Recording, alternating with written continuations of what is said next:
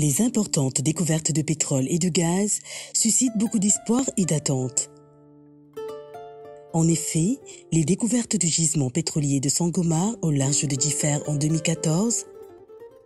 des gisements gaziers de GTA à cheval entre le Sénégal et la Mauritanie en 2015 et de Yakar-Teranga au large de Kayar en 2016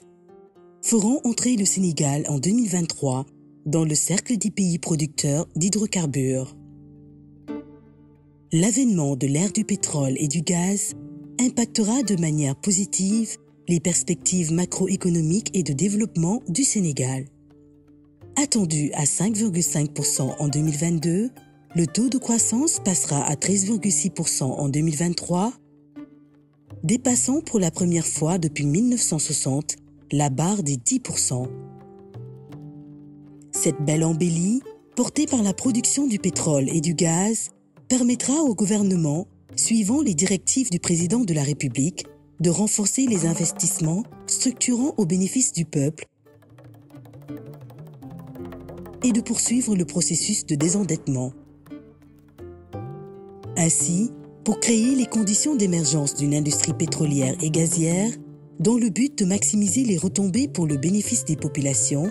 le président de la République a entrepris une série de réformes institutionnelles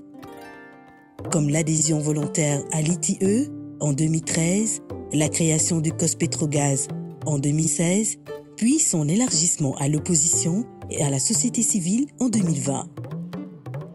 Mais également la mise à jour du corpus juridique avec les codes pétroliers, gaziers et la loi sur le contenu local.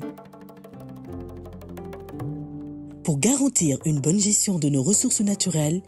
le président de la République avait présidé en 2018 les concertations nationales sur la gestion des recettes issues de l'exploitation du pétrole et du gaz,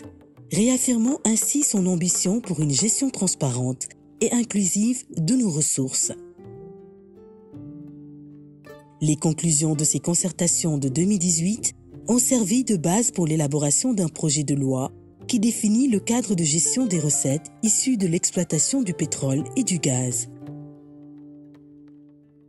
Ce projet de loi détermine la répartition de l'encadrement de la gestion des recettes entre le budget général de l'État pour contribuer au financement des projets structurants et un fonds d'épargne pour les générations futures.